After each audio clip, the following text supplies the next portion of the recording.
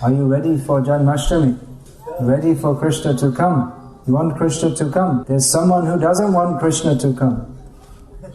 There is someone who doesn't want Krishna to come. His name is Kamsa Maharaj.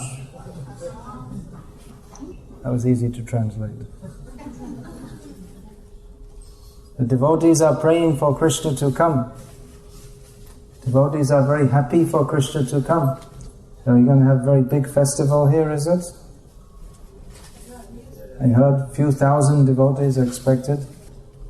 So try to make a very wonderful festival for Krishna's pleasure. Will you do that? I know devotees are going to be busy now, already started. All week they'll be making preparations, just so that everyone can appreciate how wonderful is Krishna. Hare Krishna. So, I'll speak from Srimad Bhagavad Gita, chapter 18, text 57. Translation and commentary by His Divine Grace A.C. Bhaktivedanta Swami Prabhupada. Cetasa sarvakarmani mai sanyasya matparaha buddhiyogam upashritya matchitta satatang bhava.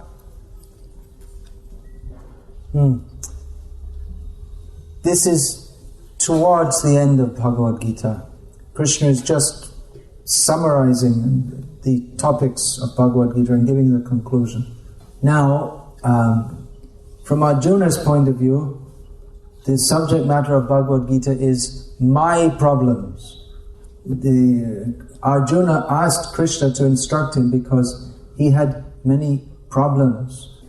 And from Krishna's viewpoint, the thing which he wants to tell is that you, Arjuna, Jiva, should think of me. So Krishna is bringing the 2 points together, that the real business of the Jiva is to think of Krishna, and by doing so, he will cross over all problems. Or rather, that all problems are caused by forgetting Krishna. Or that the only problem is forgetting Krishna, and there is really no other problem. Sometimes people say, well, how can I think of God? I have so many problems. First of all, I should solve all my problems, then I can think of God very nicely. Once, one devotee is from South India. He went to visit one devotee who was living in a bit of a remote village. And he came to his village and he found him in a very distressed condition. That my brother has committed some crime, he's been arrested. My mind is so disturbed, I didn't chant my rounds for the last 2 days. But actually, if we're more disturbed, we should chant more. And anyway, we should chant more. Bhaktivinoda Thakur has given us very good advice. Jai Shakal Vipod Bhakti Vinod Bolen Jokon O Nam Gai. That when we chant that name, the names of Krishna, Radha Krishna, and all dangers, all problems go away. So this Bhagavad Gita is excellent advice for everyone in the material situation, you and me. Because we all have problems, isn't it? We don't have to ask. Everyone has so many problems. We can analyze, Scripture is analyzed. In Scripture there is analysis, what are these problems? Adhyatmik, adhibhutik, adhidaivik. Adhyatmik, from our own body and our own mind, so many problems are coming. Even sometimes you'll find someone, their material situation seems to be quite good, but just because of their mind, they have so many, there's actually no major problem, but just because of their mind, they feel anxiety for no reason. Modern psychologists have analyzed different kinds of phobia. There's dozens of words for different kinds of phobias. Yeah. Fear of heights, fear of water, fear of other people, fear of machines, fear of marriage, and fear of animals. And there's dozens of words, I don't know, for all the different kinds of phobias. Then adhibhutik, that other people cause us distress. Other people, for no reason, someone may come and insult us, or mosquitoes bite, dogs bark and keep us awake at night, and so on and so on. Just where we're staying, they made a very nice, peaceful colony, so all the people can stay very peacefully. Where are you staying? Well, where I stayed last night. I don't stay really anywhere. People ask, where do I stay? Where do I live? I don't know. Люди спрашивают меня, где вы живете? Я не знаю. I don't really stay anywhere. На самом деле я нигде не живу. Anyway, the place we're staying is very nicely arranged, very peaceful. But people have dogs and they play a concert at night, so all the peaceful people don't get very good sleep unless they drink plenty of vodka before going to sleep, which we don't. So, Adi Daivik Klesh, too much heat, too much cold, Hare Krishna, too much rain, not enough rain. Anyway, there are plenty of problems in the world. These are just some examples.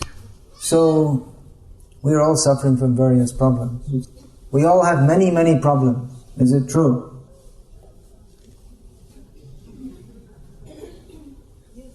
Yet, no problems. Is that a niet or a yes? I'm not sure what to say. We all have many problems, but the only real problem is forgetting Krishna.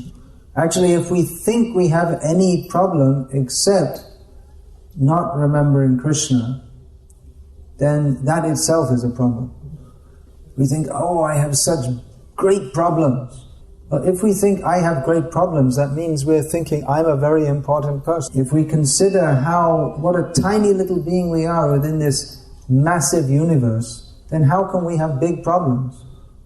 So we're so insignificant, then how can we have big problems? It's only because we think of our situation or ourselves as being very important that we consider that we have big problems. But if we actually consider that I'm very insignificant, then how can we have big problems? Now this child was coming up here, and then she saw some nasty figure sitting on the seat and thought, there's a problem, and turned round and went back again. So those who have children, they know that children, they often have very big problems. They have such big problems that they start crying and screaming, and to the child, they perceive there's a very big problem.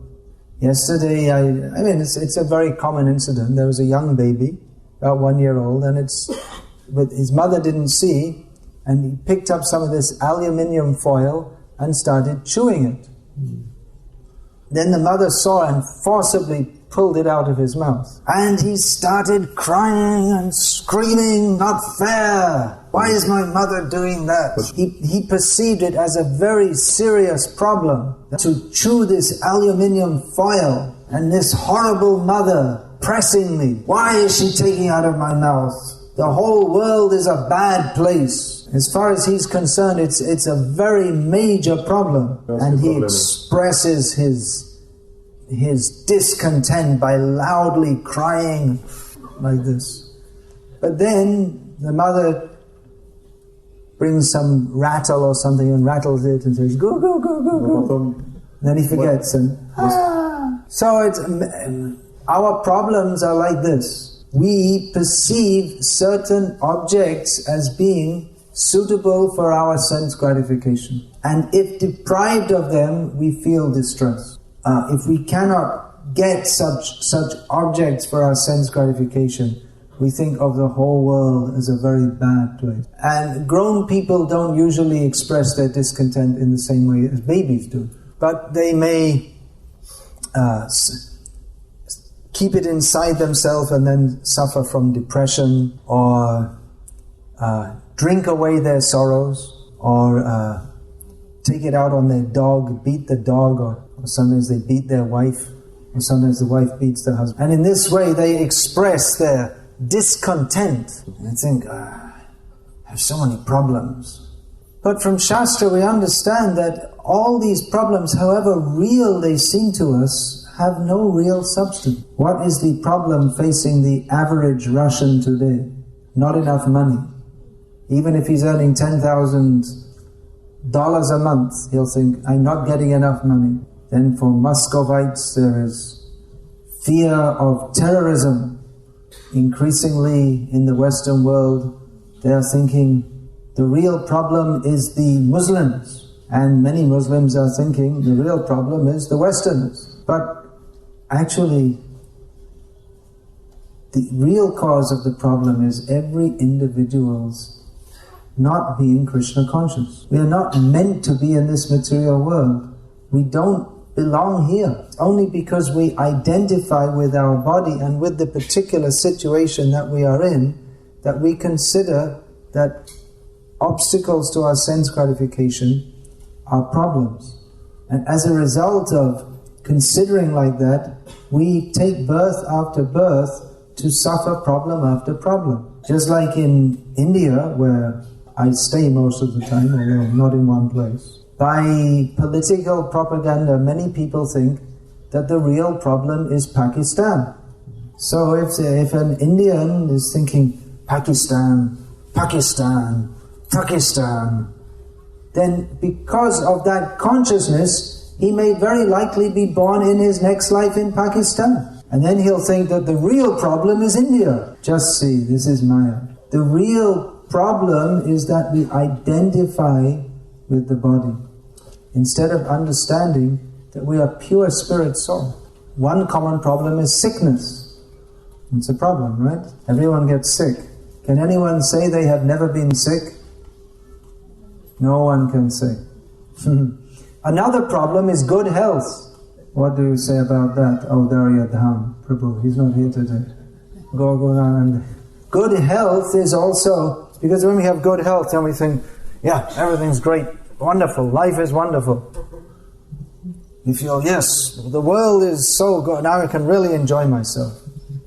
Just, let me see, 2 days ago, I was at a hill camp. Our devotees, they had a tent camp on top of a hill in Slovenia, which used to be part of Yugoslavia. So we were driving down, and we came to our path was blocked by one car, and one local man who was a farmer in the area, he'd parked his car there and he was cutting wood, stocking it up for the upcoming winter.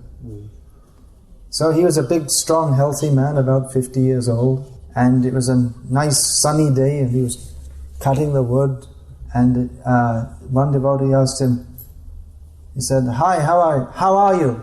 No, the devotee said to him. And he replied, "America!" Which I asked him, what does that mean? They said, well, they say that means very good. That's supposed to be a synonym for everything good in life. He's obviously never been to America. Anyway, the point is, he's strong, he's healthy, it's a summer's day, he's working, he feels wonderful. But he doesn't realize that this feeling wonderful is also a problem, because it increases our identification with the body. In this Slovenia hill camp, one devotee was saying to me, he said, I'm 32 years old, and I made a list of all the people that I knew who have died. It's an interesting thing to do. So he said, I'm only 32, but I knew 80 people who have died. So I never made a list, but I'm older than him, I probably know more. Now, several times I've seen men who are very, very strong throughout their life. And, people respected them, or they had some big position and they were giving orders, you do this, you do that, go here, go there. But in their old age, they can hardly move. Before, they were feeling everyone is dependent on me. But then they become completely helpless and incapable, and fully dependent on others, even to walk 10 meters. So such people, if they don't have transcendental knowledge, usually become very depressed at the end of life. They don't want to see anyone. They feel ashamed that the same person who looked up to me for my strength and my influence, now I'm just lying on a bed and I've lost that position. He didn't know, he never thought he would come to that position. No one thinks. The intoxicated position of enjoying life We think this will go on forever. There are so many cases. In India there was one businessman by some kind of shady dealings, you know what that means? Shady dealings? Yes. He became very rich and famous and respected. He was one of the top socialites in Bombay, India's richest city. Socialite means, social, they go to parties and people take photos and their names in the paper, like the fashionable elite. Bombay. Then one day, without any warning, boom, he was arrested by the police and thrown in prison pending investigation of his shady dealings. And he got sick in prison and died like a fallen star. No one thinks it will happen to me. What is our problem? Birth after birth, forgetting Krishna. So here Krishna gives a solution, that by being Krishna conscious we cross over all problems. What does that mean? Does that mean if we become Krishna conscious that we don't have to wear a coat in Moscow in January? Does it mean that I won't get sick? Does it mean that I won't die? Life will go on according to the way of the material world. But becoming Krishna conscious means seeing everything from a different perspective. In material consciousness, we think that I should be the enjoyer of this material world. And in Krishna consciousness, we think how we can engage everything in Krishna's service. A materialistic person and a Krishna conscious person, they see the same world. A materialistic person might see, for instance, a big building. Or let's give another example. He may see an empty plot of land in the center of Moscow. And a materialistic person may think, if I could get this plot of land, I could build condominiums and make lots of money. Condominium means housing, flats, and high-class housing complex. But a devotee thinks that here there should be a magnificent temple of Krishna built, and Krishna should be glorified at this place. Now, the materialistic person will go through much struggle to fulfill his ambition. And the devotee also will go through much struggle. If a magnificent temple for Krishna is to be built in the heart of Moscow, it will not be done simply by sitting down and looking at our toes, nor even by sitting and just chanting Hare Krishna.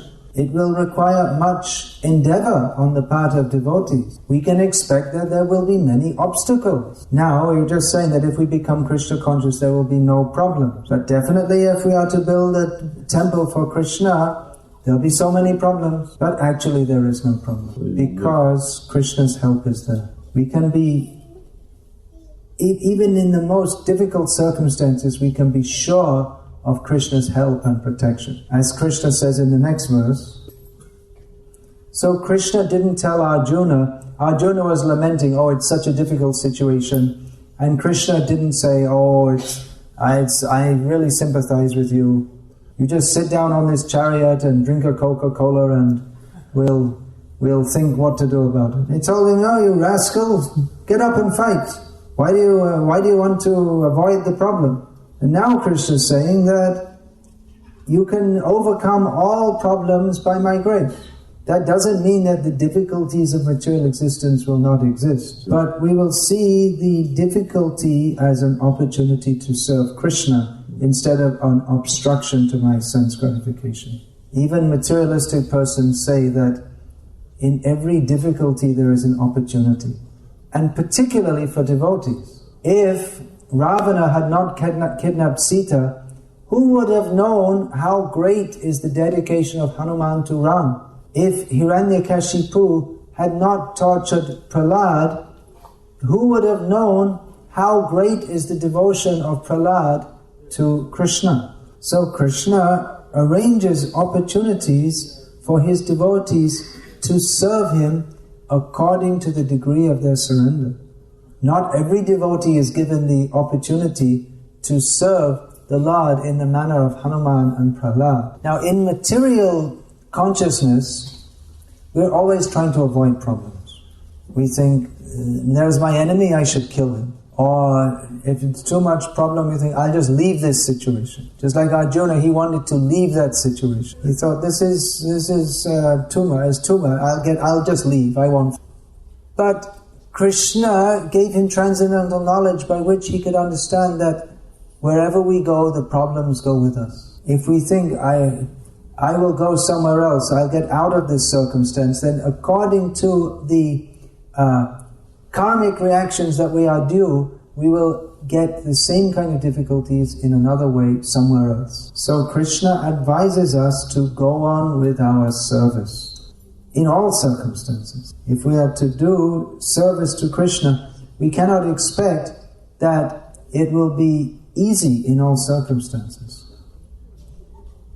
Why do we so much glorify Srila Prabhupada? There are many devotees of Prabhupada's generation who chanted Hare Krishna, who were scholarly, austere, dedicated to Krishna. But only Prabhupada took that difficulty, so much difficulty, to come and preach in the Western world. It was difficult, but because he fully depended on Krishna, he was determined to go on with that service. And by his mercy, he's left us plenty of opportunity to serve him also. So we can understand that Krishna is very pleased with the devotees here, because he's given the opportunity for a good struggle how to build this wonderful temple for Krishna in the heart of Moscow. So we may think that we'll build a temple and then everything will be nice. But the material world is never nice. From the temple we should show what is the Vaikuntha atmosphere. The Vaikuntha atmosphere means where everyone appreciates everyone else's service. In the material world, no two people can agree on everything. Even among devotees there may be so many disagreements. But the center is Krishna. They may strongly disagree on how to serve Krishna, but they are united on the principle of serving Krishna. Even in the spiritual world, Mother Yashoda is calling, Krishna, Krishna, come home for your lunch. And the cowherd boy is saying, no, stay here and play with us, don't spoil our game. If you don't stay with us, we won't ever talk to you ever again. And Mother Yashoda is saying, Krishna, Nanda Maharaj is waiting for you. So Krishna's in a dilemma. Social dealings naturally cause dissension. So Mother Yashoda and the cowherd boys may have some differences of opinion, but they're united on the principle of serving Krishna. And if we actually want to serve Krishna, then certainly we will have many problems in our lives. Because this material world is a place where everyone is dedicated to the principle of forgetting Krishna. So, preaching Krishna consciousness means to go against the whole current of the material world.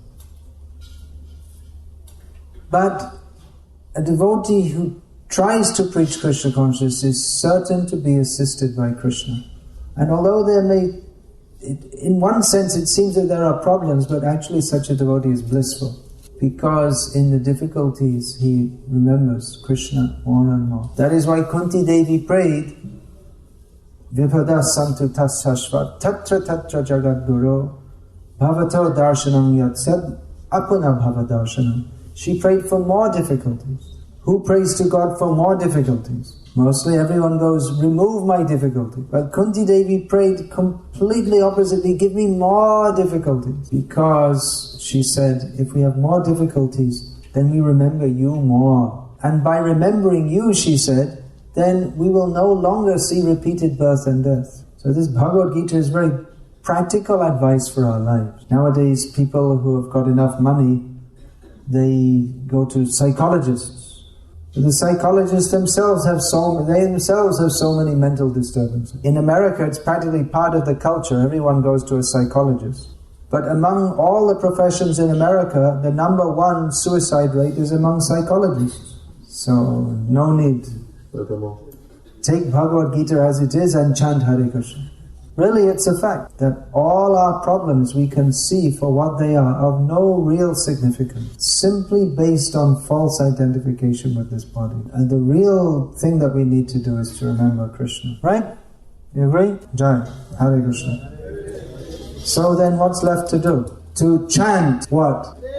Hare Krishna, Krishna Krishna, Hare Hare, Hare Rama, Rama Rama, Hare Hare. So everyone should chant Hare Krishna and become fully Krishna conscious, and then they'll have no more problem. Is that correct? Yes, but Prahlad Maharaj, he said, I have no problems. He told Nrsimhadev, I have no problems, because I always remember you and chant your holy name. When Hiranyakashipu was torturing me, I didn't think it was a problem. I was happy. I was remembering you. But there is one problem. Not personal problem, but that everyone in this world is forgetting you. So a devotee has no personal problems. He's blissful.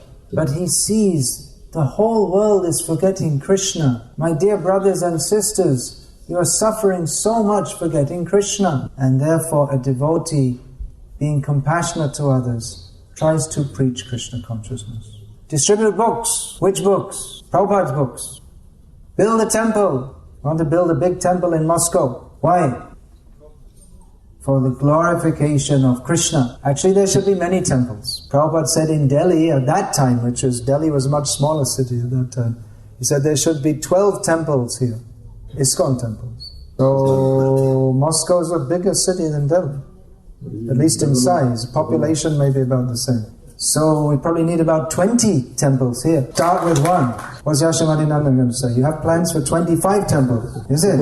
He's saying only why 20 temples? Be a temple on every street. In fact, make the whole city one big temple, and then it'll float off up to Vaikuntha. That's Yashovardhan Nandan's idea. All the people are coming to Moscow, so everyone that comes will put tilak on, give them a big bag and send them to Vaikuntha. And then there'll be no more problems in Moscow. Only problem will be, someone is calling Krishna, you come home for lunch, and others will say, no, keep him here. Keep him? Here! Yeah. So there's a lot of work to do to turn Moscow into Vaikuntha. Still quite a long way to go, isn't it? It's not quite like Vaikuntha yet. So many things to do means there will be many obstacles to face. But a devotee remains happy in the shelter of Krishna's lotus feet and faces all difficulties knowing that Krishna is protecting us. And that our only duty in this miserable material world is to serve Krishna, especially by preaching Krishna consciousness. So it's very inspiring for me to come here and see all the devotees so enthusiastic. Especially I feel this temple project is going to be a major milestone in the history of Chaitanya Mahaprabhu's Sankirtan movement. So Krishna is coming, Janmashtami is coming, temple is coming. We have to make our hearts ready to receive Krishna. Then Krishna will surely come. All glories to all the wonderful devotees who are glorifying Krishna in this place which Prabhupada put his merciful glance upon. Hare Krishna.